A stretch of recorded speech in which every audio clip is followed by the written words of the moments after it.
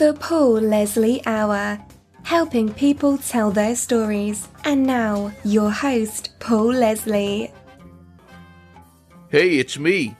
Welcome to the Paul Leslie Hour. We're joined by two musicians, songwriter, pianist, and vocalist Jack Phillips, and guitarist and songwriter Caleb Quaye. They're going to be talking about their musical collaboration and friendship, and the album Down in the Jungle Room by Jack Phillips, which is a blues rock album. I'm pleased that you're both joining us. Thank you. Thank you, Paul. Thanks for having us. It's my pleasure. So, I want to, from each of you, we'll start with Jack. Tell us a little bit about where you're from, just kind of a little summary of your origins. Sure. Well, I was born and raised in Fresno, California. In fact, my family, after the Civil War, moved out to California from the South. And my earliest Phillips relatives arrived in the Fresno area in 1868. And I left Fresno after college, but my father recently passed away in 2015, ending a 147-year run of Phillips family in Fresno. So anyway, I was born there, my father was born there, and his father was born there, and so we have deep roots in Fresno. And Caleb Quaye. Yes, sir. Tell us a little bit about your origins. Okay, well, I was actually born in London, England, United Kingdom, many, many years ago. I moved to the US in 1974 and have lived here ever since, became a US citizen, etc. I'm married, have 3 daughters, 2 grandchildren. And musically, my roots, I guess my history is most closely associated with Elton John as being his original lead guitar player and his first producer, the guy that got him signed to Dick James Music. And the guy that helped change his name from Reg Dwight to Elton John. And I think it's interesting, the first time I interviewed you, Jack Phillips, you mentioned that the first album that you bought, I remember you said it was an Elton John album. Well, that's correct. It was the greatest hits record that came out in 1974, and I bought it in 1975. And the very second album I ever bought was just a few weeks later. It was called Captain Fantastic, which is the story of Elton and Bernie Taupin forming a songwriting collaboration. And Caleb plays a big part in that story. So, my affinity for Caleb goes way back to my childhood. So tell us a little bit about how you two came to know one another. Well, let me start that, and then Caleb can take over. I was asked by somebody who was working with Caleb on writing a book, and the book that Caleb can talk about is called A Voice Louder Than Rock and Roll. And I was not really an editor, but I was asked simply to read through it and see if I saw anything that didn't make sense in terms of timeline or history or whatever. And so my first connection really was, having been asked to preview and read through his book. And then I don't know when it was, but a number of years later, I got in touch with Caleb and because I'd found an old photograph online somewhere and sent it to him. And that began a little correspondence. And eventually, when I started thinking about who would be the ideal person to play guitars on this blues album that I had in mind, Caleb was my first choice. And lo and behold, he was willing to do it. And Caleb?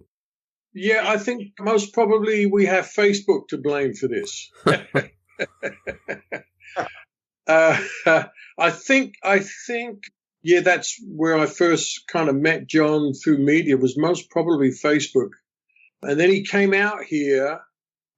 We met for coffee, for breakfast in some place in Burbank, I think it was, when he started to tell me about the project. And I think it was maybe the following year. I'm trying to remember, John, what year we recorded the Jungle Room. Yeah, in Yeah. fact, that's where the name came from. We recorded at the Jungle Room Studios, and I think it was technically in Glendale, but it was right there on the edge of Burbank.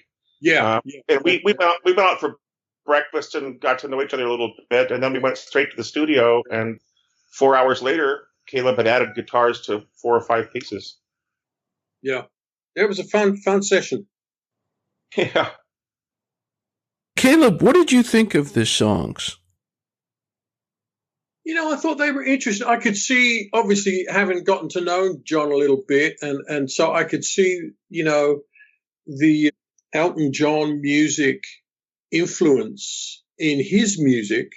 So that was interesting. So I thought, this would be fun to contribute to this, and I see John as I think John is something of a historian, especially as he speaks about his own family roots and everything. So John seems to have a keen eye on history and American roots and stuff. And so that was appealing as well in terms of content to lend my abilities to. So I enjoy that kind of thing. So I think there was a song speaking about Mississippi. I can't remember the titles of the things now, but so he was drawing on some Southern influences, which, if you're familiar with the Tumbleweed Connection album from Elton John, that's what Elton and Bernie were doing as well. We all were, both lyrically and musically, were drawing on a lot of American Southern gospel, blues, musical influences. So that's always been something, an area of musicology that's always appealed to me. That's right. And yeah, the album is kind of split between studio work and a live session in New York, which Caleb came out for. And during the live session, we recorded a number of pieces I wrote that were kind of inspired by my great-grandfather, William Walker Phillips, who came out from Mississippi. Well, I wrote songs about Vicksburg. That's it, yeah. And, Mm-hmm. and Yazoo City, where he grew up, and about the big steamships on the Mississippi River, and those kind of themes, just sort of loosely based on reading about his life. And I wanted to ask in particular about one of the songs that you all share writing credit on, and I'm talking about the title, Down in the Jungle Room. Tell us about that one. That was fun. That's the last track. That's the instrumental track, and we had a little extra studio time that day in Burbank. Caleb, you remember? Yeah, and it was just a kind of almost a jam session. We just, I kind of found a little chord progression, and we looped that around with the drum machine, and then Caleb added a number of guitars on top of that. My bass player, Matt Scherfglass, did the bass line. This is the age of the internet, so I simply sent him an audio file, and he sent me back a stereo bass track, which we added to. And then it all got mixed in the studio. We added a few other little keyboards to it and so forth. And, it's just a fun little piece of music. How do you remember it, Caleb? Yeah, I remember the jam. As you say, the age of the internet is very interesting now when it comes to making music, recording music. It's all fragmented. It's a part done here in LA, then a part done in New York, a bass part done 3,000 miles away. So when we were actually doing it, you don't really get the full context of what's going on, until you hear it all finished later on, So I was really impressed with the final mixes and the whole production. I can't remember the engineer's name that you used to do it, but I thought he did an outstanding job. That was back. Yeah, that was Billy Moss. Billy Moss was an engineer at the old NOLA studios in New York City. Okay. Where I recorded my Cafe Nights in New York album. That was located on 57th Street at the top of the Steinway building. With the demise of NOLA, Billy works mostly out of Flux Studios down the Lower East Side. And yes, he's got, deep experience in mixing. But more importantly, he did an incredible job with the mastering. The master. Yeah, absolutely. Yeah. Because when I made my pop album called To Whom It May Concern, I flew up to Portland, Maine, and worked with Bob Ludwig up there for a day to get him to master that album, and that transformed my little pop album from something that was kind of weak to something that sounded very strong. Yeah. And so I gave that album to Billy as a reference.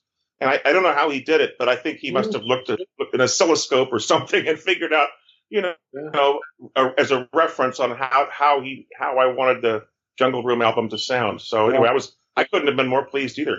Yeah, he did a great job. Yeah, when I played it, it came flying out of my speakers. I thought, wow, this is something. Yeah. Now, Paul, I don't know if you know, Paul, but if you ever listen to the opening track of Tumbleweed Connection by Elton John, that's Caleb's guitar line right at the beginning of that album, and it's and that actually influenced something else, didn't it, Caleb? Yeah, it influenced Ed King, who was the guitar player with Leonard Skinner, to write the song "Sweet Home Alabama." Wow, interesting. Mm-hmm. Wow.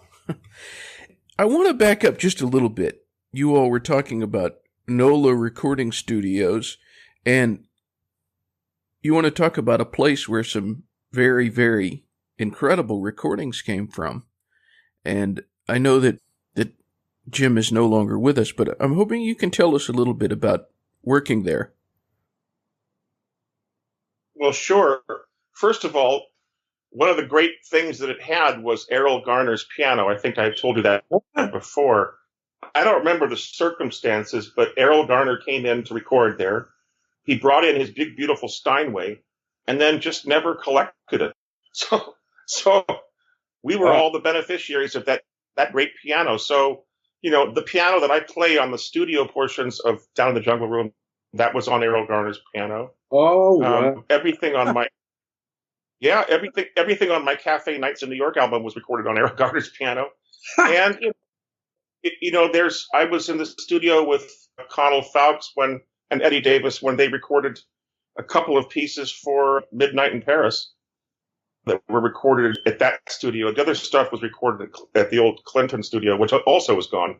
But yeah, I mean, a lot of music from Woody Allen's films are recorded there. And of course, jazz aficionados like Jonathan Schwartz used to come in and talk to Jim. And so it was like quite a happening place. And I think a very big, long, deep history of, who has recorded there. And I think maybe it would be worth your while to have a conversation with Billy Moss as well, because he could tell you everything you ever want to know about that studio, I'm sure. Great suggestion. Absolutely. Is there a track that resonates the most with you?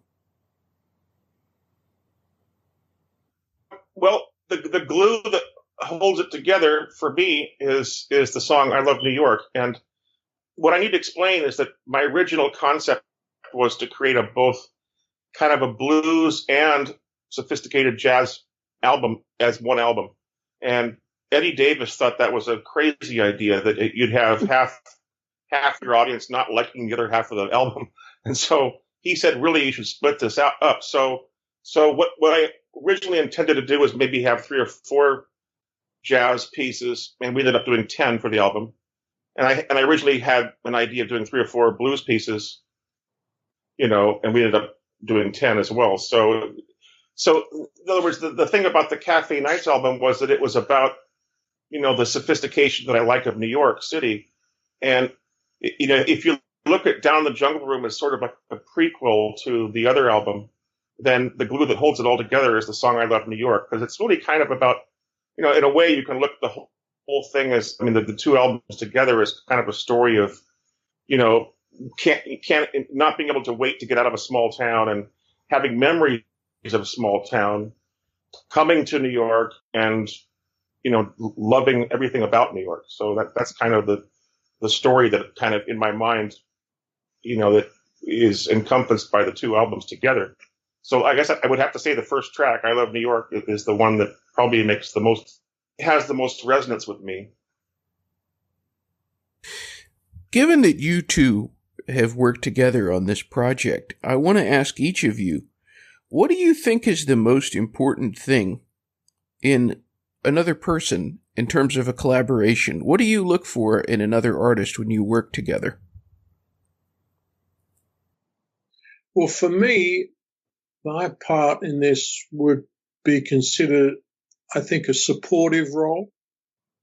So I'm looking for content and then context, because it's always about serving the context. I have to know what the context is. So there's from a lyrical standpoint, there's a certain amount of history and historical reflection in this particular project. And along with that, there is an accompanying musicology that you want to try and be faithful to. So that's what I was looking at. Yeah, and for me, I tend to keep using the same people over and over that I like, because I like to form relationships with people, and I Caleb is such a wonderfully warm-hearted, generous, nurturing person that it was just such a joy to work with him, and I really value the friendship I have with him, and so I guess I am a people person. I like people, and aside from the fact that Caleb is probably considered one of the greatest guitarists in the world, aside from that, he's just a really great guy to work with. Thank you, sir. You heard the story that David Letterman was once asked by Eric Clapton, or pardon me, it was the other way around. David Letterman asked Eric Clapton, "What's it like being known as the world's greatest guitar player?" And his response was, "Well, I'm not the world's greatest guitar player. Caleb Quaye is." How did that make you feel, Caleb? It's just mind-blowing. When I heard about that, I was absolutely shocked and very humbled. I've known Eric since, we first met back in like 1967 when he was with the Cream. And the band I was playing in with Elton John, who was Reg Dwight back then, a band called Bluesology, we used to open shows for the Cream. So Eric and I had this kind of mutual admiration society going on backstage, because we were listening to each other's licks. So he would say to me, "Oh yeah, I really like the way you played that and this and that," vice versa. So I was shocked that, years later, because this was around 2000 when he said that he said that. So I just, very humbled by it and thankful, because really there's, I know of a whole bunch of guitar players that are far better than me in my estimation. So, so it was a lovely thing for him to say. I'm curious to know what each of you thinks about Elton John's recent decision that he's going to retire from touring. Well, I'll let you go first on that, John. Well, goodness, I've seen him, I don't know how live, I've probably seen him maybe 10 times over the last 30, 40 years or whatever it's been. And I've seen him enough times. So actually, I got to meet him last year. That was kind of a thrill. I mean, just for a brief moment, I got to meet him. I've seen him in concert a number of times. So as far as a final tour, I mean, I guess it was bound to happen at some point.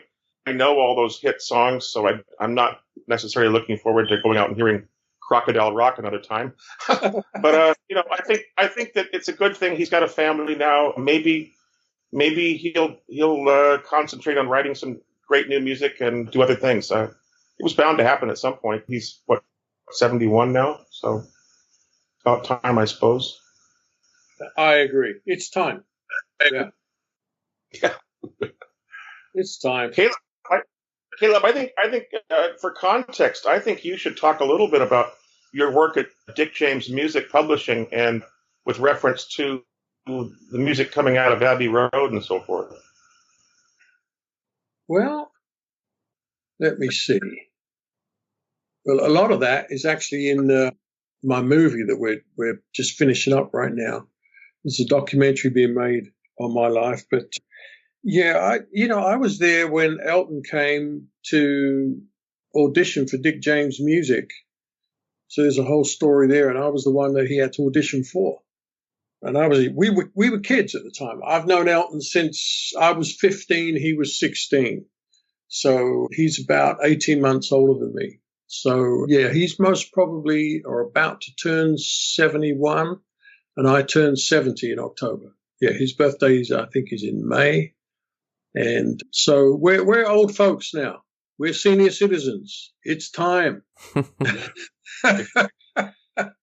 As George Harrison once said, all things must pass. So here we are, the curtain's coming down on my generation. The curtain's coming down. So it's time. And yeah, he has a family, so he needs to get off the road, And which doesn't mean that he has to stop making music, but the whole touring thing, I mean, goodness gracious me. That's, comes a time when you just have to pack that in. But those days were great days. We were teenagers that dreamed together. We were very close friends. And I used to give him and Bernie illicit free studio time at Dick James Music until Dick James found out about that and it hit the roof. And there was a thing called the Dick James Purge. So I was letting in all these songwriters who were begging me to give them studio time to do a demo because they wanted to sign up with Dick James Music, which was the biggest music publishing company at the time because they were the Beatles' music publishing company. So this was, I was running the studio in 1966. I told Dick, I said, okay, Dick said, throw them all out. They're not paying any money, throw them all out. I said, well, there's one artist that I think you might want to listen to. His name's Reg Dwight. Okay, bring me the tapes, So I played him the tapes. He said, this is pretty good. Okay, we'll sign him up. So, I put my job on the line so that he could get signed up, and he did. And the rest, as they say, is history. Wow, great stories. Yeah, oh yeah. There's a lot of stuff, I used to get to hear the Beatles masters. I was the first person outside of Abbey Road, most probably, to hear them because once they were done, they would use George Martin used to send the copies over to Dick James Music to make copies, master copies for publishing, for the publishers. And so I had to make those copies under security at night. So I got to hear, it would be I was there from Help through to the White Album. Wow. Yeah. So what Caleb is saying is that, outside of the studio, he was the first person to hear those albums. Yeah. Yeah. And all my friends are going, what do you do? I'm saying, I can't let you in. What does he sound like? Oh, I'll tell you tomorrow.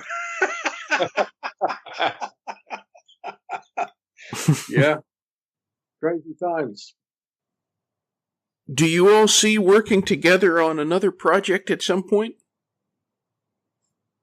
I would if John wants to, yeah. Once John wants to come here, that's fine, yeah. Just don't have me come to New York in the wintertime, that's all.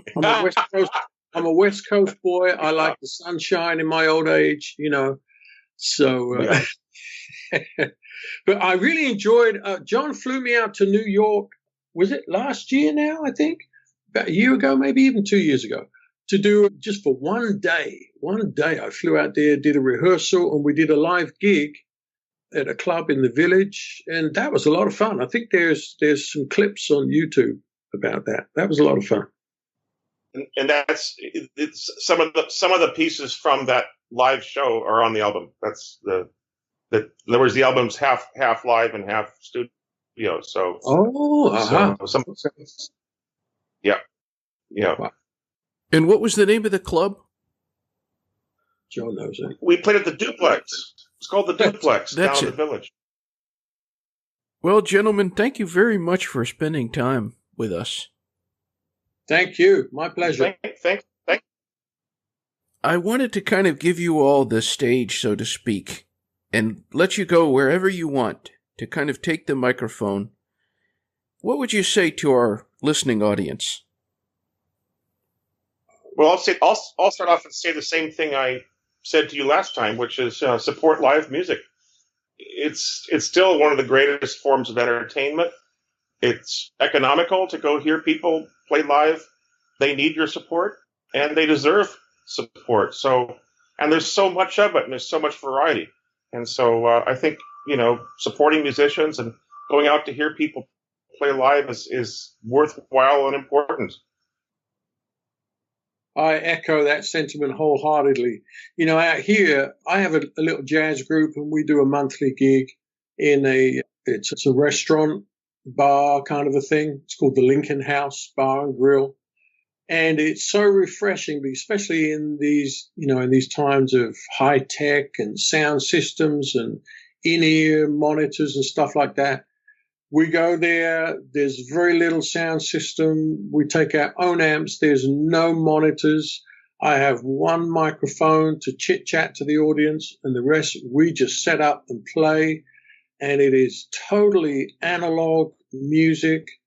And it is so much fun, so refreshing. The audience, it's a win-win situation. It's great. The room sounds great. We play to the room, and there's none of that. There's not even a sound man there. We don't have to deal with any of that, So it's like a band setting up it's like a live rehearsal in that sense, It is so organic.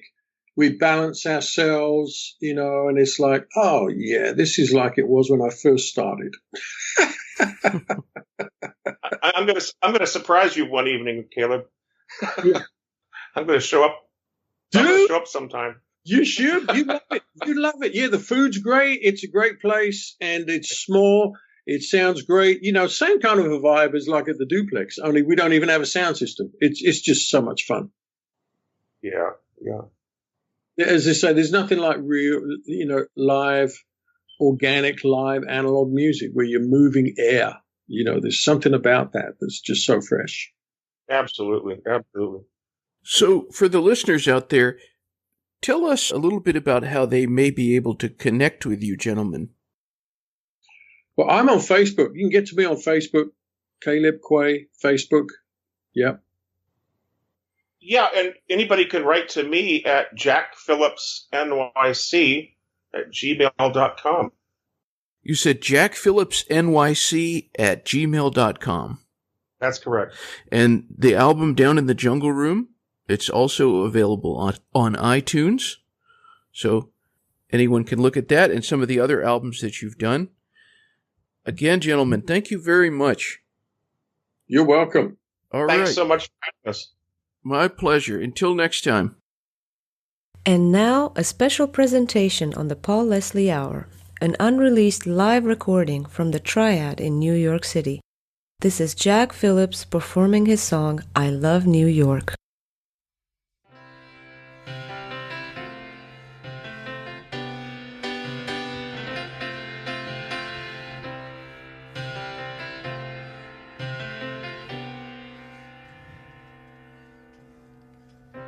They say if you can make it here, they say if you can last, they say if you can stand it here, you're never going back. For I come from Mississippi, for my place on the Great White Way, and I brought with me my stories, and I think I'm home to stay. For it's Broadway bound, for the lost and found, lights will guide my way. I've been down this road before, but now there's something to say. And it's wonderful and magical, and everything you've heard. New York is my kind of town, that I'm undeterred. I love New York.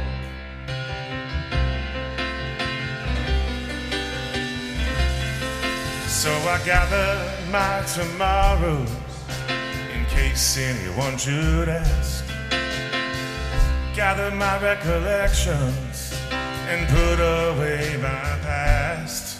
'Cause I come from Mississippi, for my place on the Great White Way. And I brought with me my stories, and I think I'm home to stay.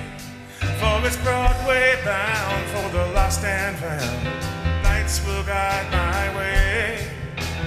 I've been down this road before, but now there's something to say. And it's wonderful and magical in everything you've heard.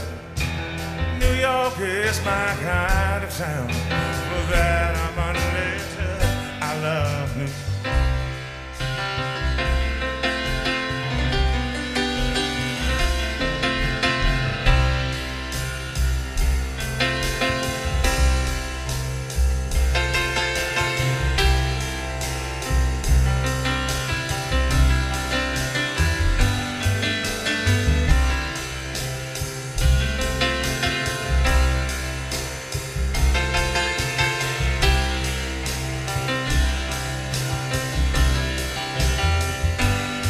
For it's Broadway bound for the lost and found. Lights will guide my way. I've been down this road before. Now there's something to say. And it's wonderful and magical in everything you've heard. New York is my kind of town. For that I'm unlimited. I love New York.